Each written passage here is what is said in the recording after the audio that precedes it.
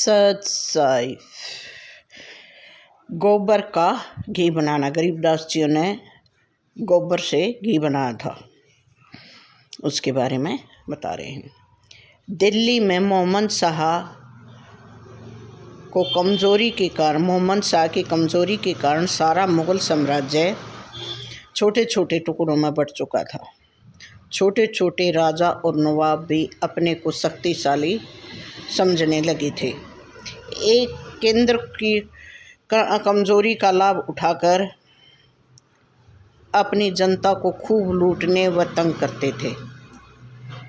छुडानी गांव नवाब झज्जर की रियासत में पड़ता था। नूरहसन अली खां उस समय झज्जर की नवाबी करता था। एक दिन नवाब के किसी कर्मचारी ने बताया कि छुडानी गांव में गरीबदास नाम का एक जमींदार है। उनकी दूर दूर तक ख्याति फैल चुकी है। बहुत सारे हिंदू और मुसलमान उनके शिष्य बन चुके हैं। लोग उनको पीर, फकीर, औलिया या अवतार मानते हैं। आपको उनके पास दर्शन करने के लिए अवश्य जाना चाहिए। नूरहसन अली खां ने विचार किया कि इस संत की परीक्षा लेते हैं। यदि परीक्षा में सफल नहीं होते तो साधारण जनता को बहकाने का आरोप बनाकर मृत्युदंड दे देंगे। नवाब ने गुप्त तरीके से 7 अमृतवान मंगवाकर उनमें गोबर भरवाया। नवाब ने 7 अमृतवान बनाए और उनमें गोबर भर दिया और उस गोबर के ऊपर एक एक सेर घी डाल दिया। बड़े बड़े अमृतवान मंगवा करके और उनको गोबर से भर के ऊपर थोड़ा थोड़ा घी डाल दिया, 1-1 किलो। तत्पश्चात 7 कर्मचारियों को बुलाकर कहा कि इन अमृतवानों में घी है। ये छुडानी गांव में संत गरीबदास के पास पहुंचाने हैं। 7 व्यक्ति अमृतवानों को लेकर छुडानी गांव की तरफ रवाना हुए। वहां पहुंचकर सतगुरु जी के दर्शन किए और हाथ जोड़कर कहा कि इन अमृतवानों में घी है। नवाब झज्जर नूरहसन अली खां ने भेजा है। उन्होंने कहा कि ये नवाब ने घी भेजा है, आप इसे भंडारे के लिए स्वीकार करें। सतगुरु जी ने कहा कि हमारे पास भी पर्याप्त मात्रा में आ चुका है, आप इसे वापस ले जाएं। वहाँ जाकर नवाब साहब को बता देना, जो इनके ऊपर है वही नीचे तक भी है। जो अमृतवान लेकर के आए थे उनको गरीबदास जी ने कहा कि नवाब से जाकर के ये कह देना कि जो इनके ऊपर है वही इनके नीचे तक भी है।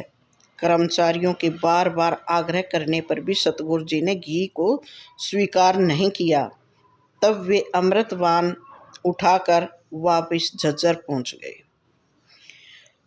वहाँ नवाब साहब को कहा कि उन्होंने घी को स्वीकार नहीं किया, बल्कि यह और कह दिया कि नवाब साहब से कहना, जो इसके ऊपर है वही नीचे भी है। हमारे तो ये बात समझ में नहीं आई। हम अमृतवान उठाकर वापस आ गए। नवाब साहब ने अमृतवानों को अंदर रखवा लिया। क्यों? उसने तो छिपा करके गोबर डलवाया था, किसी को नहीं बताया था। उनने अमृतवानों को अंदर रखवाया और अपने एक निजी विश्वास पात्र को अमृतवान खोलने के लिए कहा। उसने 7 अमृतवान खोल दिए। तब नवाब ने सभी अमृतवानों को एक बड़े कढ़ाई में उड़ेलने के लिए कहा। जब सारा घी कढ़ाई में डाला गया तब नवाब आश्चर्यचकित हो गया, क्योंकि उन डिब्बों में पूरा ही घी था नीचे तक। तो नवाब तो चक्कर खा गया कि मैंने तो गोबर डलवाया था, ये घी हो गया, क्योंकि नीचे डाला गया गोबर भी घी बन चुका था। वह समझ गया कि गरीबदास कोई साधारण जादू टोने करने वाला तांत्रिक नहीं है, बल्कि ये तो साक्षात कोई पीर फकीर या ओलिया है। उनके दर्शन करने से हमारा भी कल्याण हो सकता है। ये सब बातें नवाब साहब ने अपने दरबार में भी बताई। ये गोबर का घी बनाने वाली बात उन्होंने दरबार में बताई, जिससे सभी उपस्थित लोग गरीबदास जी की प्रशंसा करने लगे। सभी ने छुड़ानी धाम में जाकर सतगुरु जी से उपदेश लेने का निश्चय किया। सभी ने जो है ये देखा, परीक्षा ली थी नवाब ने जो, तो सब ने यही मन मनाया कि वहाँ जा कर के उनसे उपदेश लिया जाए। नवाब झज्जर का सतगुरु जी के पास उपदेश लेने जाना। फिर जो है उन्होंने परीक्षा तो ले ली थी नवाब साहब ने, फिर नवाब साहब जो है उपदेश लेने के लिए गरीबदास जी के पास आए। गोबर से घी बनाने का चमत्कार देखकर नवाब झज्जर संत गरीबदास जी से बहुत ही प्रभावित हो गया था। अतः अपने साथियों के साथ सतगुरु जी के दर्शनार्थ छुड़ानी धाम में पहुंच गया। वहां देखा संत गरीबदास जी एक ऊंचे आसन पर विराजमान हैं और काफ़ी तादाद में हिंदू तथा मुस्लिम उनकी बातें सुन रहे हैं। हाथ जोड़े हुए श्रद्धा से जैसे ही नवाब साहब पहुँचे तो सतगुरु जी ने उनके बैठने के लिए आसन मंगवाया और बैठने को कहा। नवाब झज्जर के मन में कुछ आध्यात्मिक शंकाएं थी, अतः सर्वप्रथम उन्होंने कहा, हे संत जी, मैं आपके बारे में काफ़ी सुन व देख चुका हूँ। वैसे भी आप निष्पक्ष सत्य ज्ञान वक्ता हैं।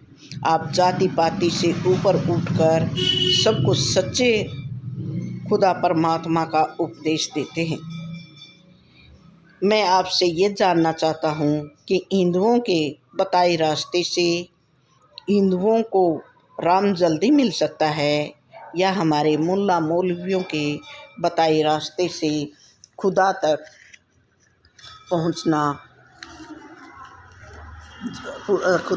जल्दी पहुंचा जा सकता है। इस पर सतगुरु गरीबदास जी महाराज ने कहा, मुसलमान को गायें बखी, हिंदू खाया सूर, गरीबदास वही दीन से राम रहीम दूर। अर्थात मुसलमान जो गाय का मांस खाते हैं, हिंदू सूअर का मांस खाते हैं, ऐसे दोनों ही धर्म के लोगों को उस परमात्मा या खुशी को प्राप्ति नहीं हो सकती, परमात्मा की और खुशी की प्राप्ति नहीं हो सकती। क्योंकि मुर्गी बकरी चिड़ी बुटेरी सूअर गऊ में एक शेरी, अर्थात मुर्गी बकरी और चिड़ी से लेकर सूअर गऊ तक सभी जीवों में उस रब की रूह है। जब कोई उस रब की रूह को मारता या सताता है तो प्रभु या खुदा उससे प्रसन्न नहीं होते। तब इस दशा में भला ऐसे धर्म वाले लोगों को परमात्मा या खुदा कैसे मिल सकता है। तब नवाब साहब ने कहा, संत जी, हम तो इसे मारकर हलाल करके इसकी रूह को बहिश्त स्वर्ग में पहुंचाते हैं। हमारे तो पैगंबर हजरत मोहम्मद साहब हुए, उन्होंने ऐसा करना सिखाया था।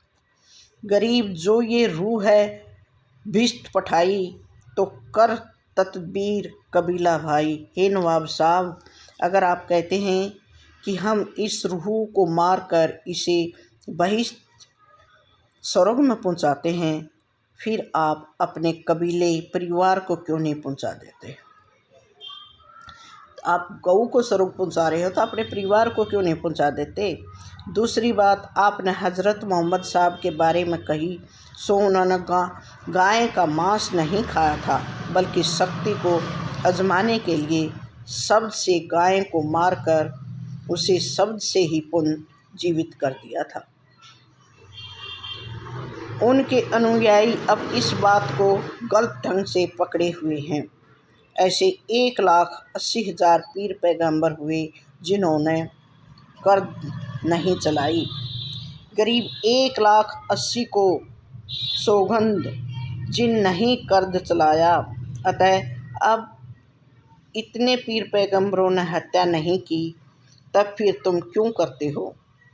अब तुम्हें आपके आदि पैगंबर हज़रत मोहम्मद साहिब की बात सुनाते हैं। नवाब साहब को कहा कि अब हम आपको पैगंबर हज़रत मोहम्मद साहब की ही बातें बताते हैं। ये गाय वाली घटना भी उन्होंने हज़रत मोहम्मद साहिब की ही बताई कि उन्होंने तो शब्द से गाय को मार दिया था और फिर जिंदा कर दिया था। गरीब विलेमान विस्तार बिलाका, नोज उधर घर संजय ताका, जाके भूग मोहम्मद आया, नोज उधर घर मोहम्मद जाया। जिन मारी गौ शब्द के तीरम, जिन गोश्त नहीं चाखा हंसा राख्या, ऐसा कहिए मोहम्मद पीरम। पीर मोहम्मद नहीं गोश्त सिधाना, आगे भूला है तुर्काना। हे नवाब साहब, एक विलेमान नामक फकीर थे जो योग सिद्धि द्वारा अपना भेष बदल लेते थे।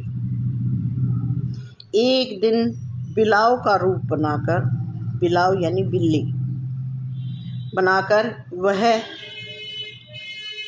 कूद कर महलों पर चले गए। नोज उधर रानी, जो उन्हें विलेवान को चाहती थी, के साथ संयोग हुआ, जिससे मोहम्मद साहिब पैदा हुए, जो विलक्षण प्रतिभा के धनी थे। एक दिन बड़े होने पर उन्होंने अपने वचन शक्ति की आजमाइश के लिए एक गाय को कहा, मर जाओ। ऐसा कहने पर गाय मर गई। पीर मोहम्मद साहिब अपनी वचन सिद्धि से प्रसन्न हुए। तत्पश्चात उन्होंने गाय को कहा, जीवित हो जाओ। वह मुर्दा गाय फिर से जीवित हो गई। वह एक आश्चर्य पैदा करने वाला चमत्कार था, जिसने पीर मोहम्मद के जीवन को उत्साहित किया। मोहम्मद साहिब सभी जीवों को एक ही खुदा के बंदे मानते हैं। मोहम्मद साहिब सभी जीवों को एक ही खुदा के बंदे मानते हैं। वे कहते थे कि सब में एक ही खुदा का नूर है, हम सभी उसके बच्चे हैं। मैं खुदा का दूत हूँ, खुदा ने मुझे आप लोगों के लिए भेजा है। यही बात ईसा मसीह ने कही, यही बात कबीर और गुरु नानक देव आदि संतों ने भी कही। इन सभी संतों ने कहा कि हमें परमात्मा ने काल शैतान के बंधन में बंधे हुए जीवों को छुड़ाने के लिए भेजा है, इसलिए हमारा नाम बंदी छोड़ है। सतगुरु जी ने जाति एवं भाषा के आधार पर बटे हुए लोगों को समझाते हुए वाणी कही, जिसका कुछ अंश यहाँ दिया गया है। गरीब शब्द सिंधु में लोक है ऐसा गहर गंभीर, राम कहो साहिब कहो सोहम सत्य कबीर। गरीब ब्रह्मा कहो अविगत कहो, करता कहो करीम, कादर वे परवाह है रमता राम रहीम। गरीब मोले कहो, मुर्शिद कहो, खालिद कहो, खुदाए अलग कहो, अल्लाह कहो, आवागमन नसाए। गरीब वार पार मध्य तू ही है, पिंड ब्रह्मांड में एक नाम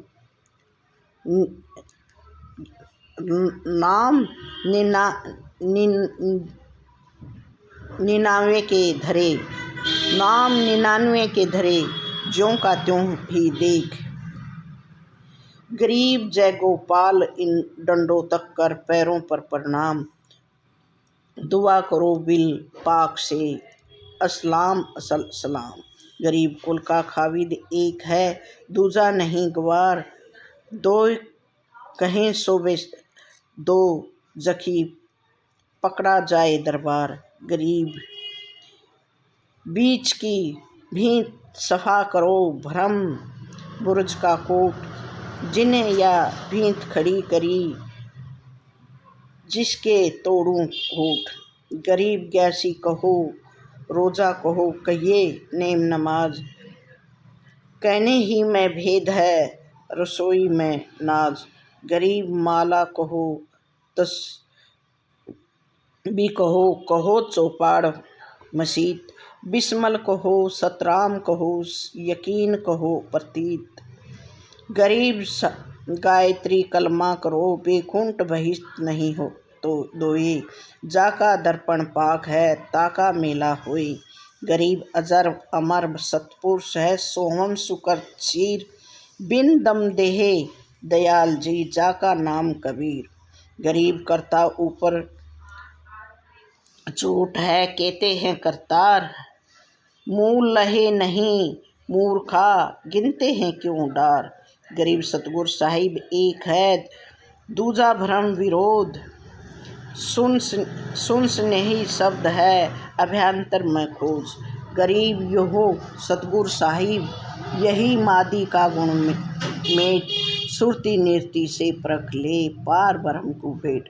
उपरोक्त वाणी में सतगुरु गरीबदास जी ने समझाया है कि भाषा बेशक ही अलग अलग हैं, परंतु वास्तविक वस्तु वही है। जिसे चाहें माला कहो या तस्बीह, चौपाल कहो या मसीह, बहित कहो या बेकुंठ, गायत्री कहो या कलमा, हाथ कहो या भुजा, ये सब एक ही हैं, सिर्फ भाषा का फर्क है।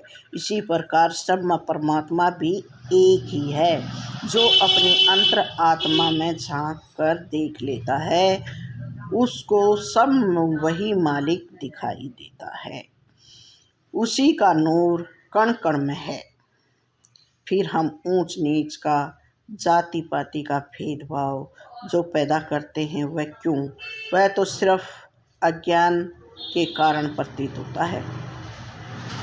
जाति पाति का भेद अज्ञानता के कारण होता है। ये सब उपदेश सुनकर सतगुरु गरीबदास जी ने नाम दान लेकर एवं जीव हत्या न करने का संकल्प लेकर नवाब साहब अपने साथियों सहित प्रसन्नचित्त वापिस झज्जर लौट गए। इस बात को स्वामी भक्तराम जी अवधूत ने सप्रमाण लिखा है कि तत्पश्चात झज्जर रियासत में गो हत्या बंद हो गई थी। पहले गो हत्या बहुत ज़्यादा होती थी। नाम दाम लेने के बाद नवाब साहब के उन्होंने गो हत्या को बंद करवा दिया। सच साई।